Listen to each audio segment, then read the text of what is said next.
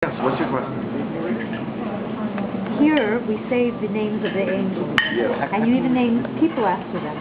And there are certain places, like in the Mafsar and in certain tefillot, where they mention names of the angels, but you're not allowed to say it. You're only allowed to scan the names. It says, don't say the name. Right. So why is that? Different angels, right.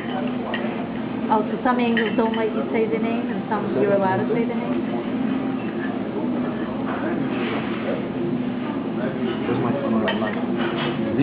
These names are permitted. They're special. There's different levels of angels.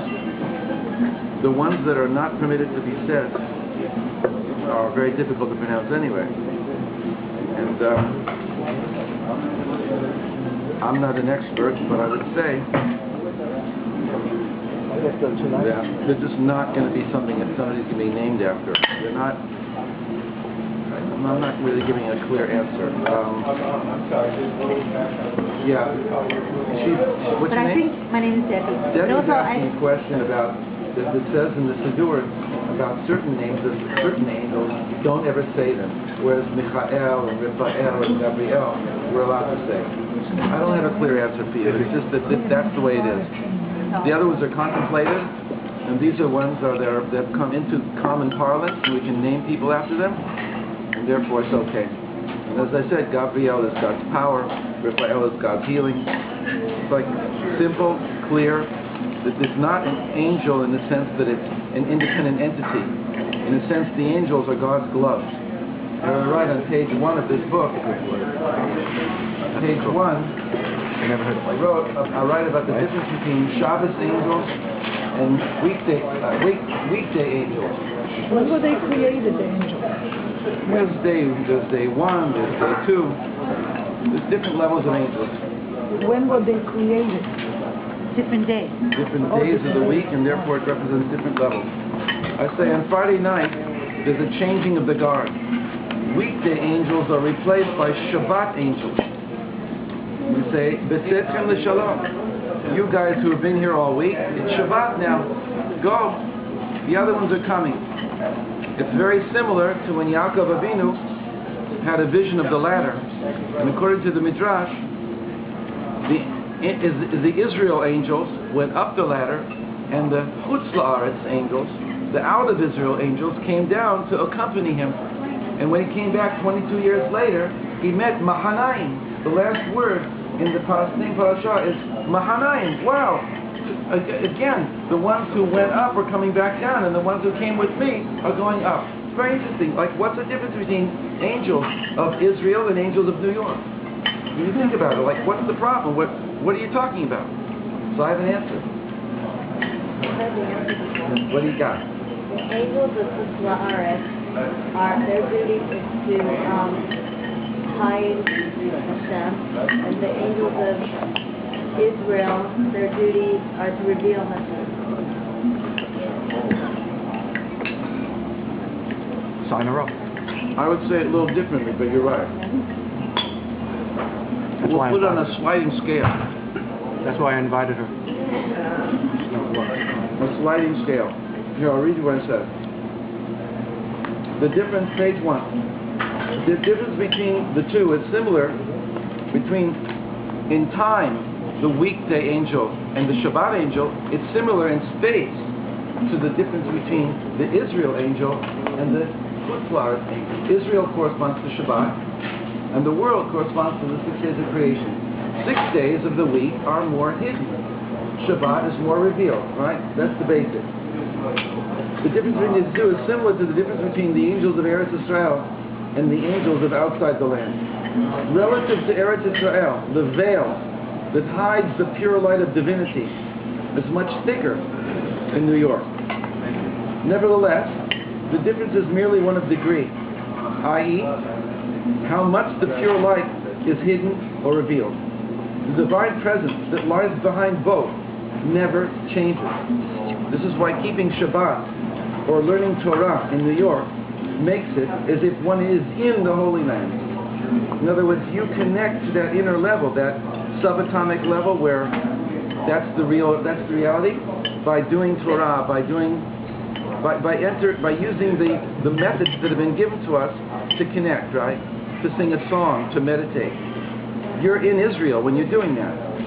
For the whole purpose of the Shabbat and the Torah, as well as many other mitzvot, is to reveal the existence and the will of God in and behind all things. So the same distinction applies to angels. All angels are merely gloves over God's hand, i.e. His direct involvement in the world. Shabbat angels, like Eretz Yisrael angels, wear see-through lace gloves, as opposed to their weekday, out of the land of Israel counterparts, whose gloves are quite a bit more opaque, like asbestos. Okay, but it's still the hand, the same hand, but it's thicker. The point of Eretz Yisrael, the point of Shabbat, is that the gloves become see-through, and that we see that behind that angel, behind that specific frequency, it's all God. What does it mean that it's all God? How can you say it's all God? We exist, angels exist, things exist, but I said on the inner level, on the subatomic level, where certain macro qualities of existence kind of phase out, we see that it's an energy. Everything, whether it's petroleum or oranges, it's all basically, at its most fundamental level of existence, it's what we call energy, right? It breaks down into a much more profound level. So behind all that, even deeper than energy, deeper than light, deeper than any metaphor we can get, is the godly essence.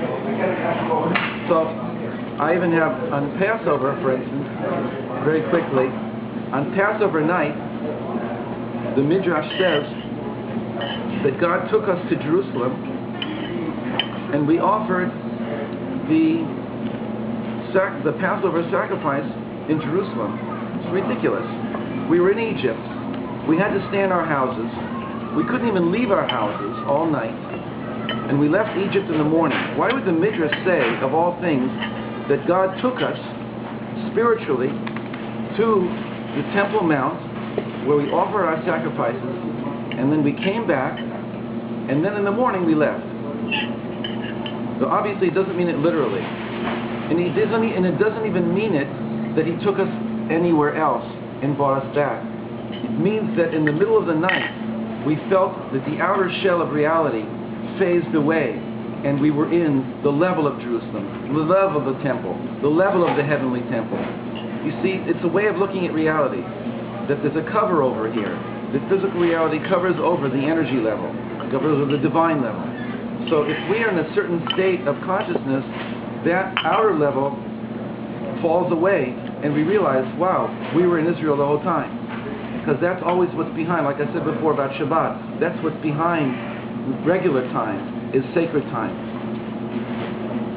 And we hold, and everybody agrees, that as we go towards the Messianic age, again, whatever that is, then the external levels will fall away, and the internal levels become stronger and stronger, to the extent that all of the world will become Jerusalem.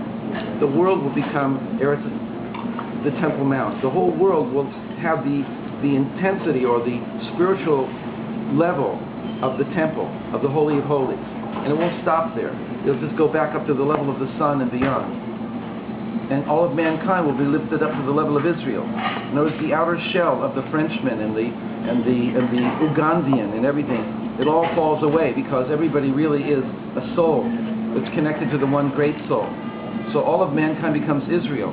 All of Israel becomes lifted up to the Kohanim. And it doesn't stop there. It's an evolutionary ladder that we're going